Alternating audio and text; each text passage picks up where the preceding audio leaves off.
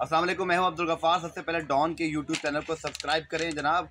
और 24 साल बाद 1998 के बाद पहली मरतबा वो लम्हात आ गए कि ऑस्ट्रेलियन क्रिकेट टीम इन कराची राइट नाउ, और आप देख सकते हैं मेरे कप में पाकिस्तान ऑस्ट्रेलिया की क्रिकेट टीमें प्रैक्टिस कर रही हैं।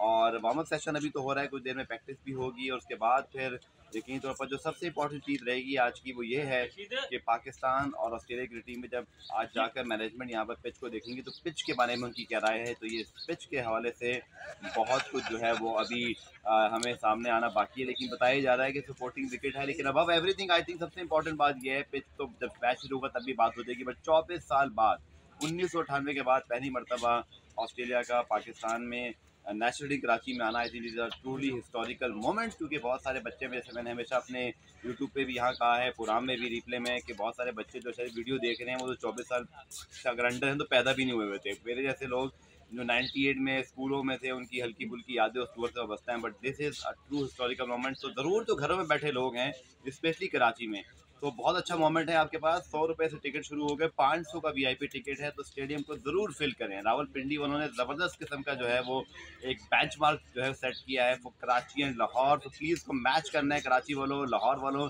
तो टिकट खरीदिए और जनाब ज़रूर स्टेडियम को भरिए।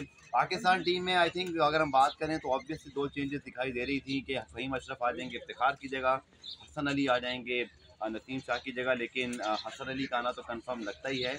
लेकिन आपको पता ही है कि फ़हीम अशरफ जो है उनका कोविड टेस्ट पॉजिटिव आ गया, तो ये एक ज़रूर पाकिस्तान टीम के लिए सेटबैक है। बट आई थिंक पाकिस्तान को अब दूसरा कोई जो है वो मुतबादिल ढूंढना पड़ेगा, क्योंकि रूल्स ये कहते हैं कि कोई नया प्लेयर आएगा तो उसको फिर 3 दिन का जो है वो सेल्फ आइसोलेशन करना पड़ता है। तो फिर मुझे लगता नहीं कि पहले टेस्ट से पहले कोई ऑलराउंडर आ पाएगा। वसीम दुनिया भी रिलीज़ हो गए थे, तो क्या फिर हम नसीम शाह को तीसरे बॉलर के तौर पर खिलाएंगे या हम किसी और ऑप्शन के बैट्समैन की तरफ जाएंगे, ये अभी तय होना बाकी है। लेकिन ये बात ज़रूर है कि ऑस्ट्रेलिया की टीम जो है वो यहाँ पहुँच चुकी है और एक बड़ा टेस्ट मैच इंशाल्लाह हम 12 मार्च से यहाँ शुरू होता हुआ देखेंगे।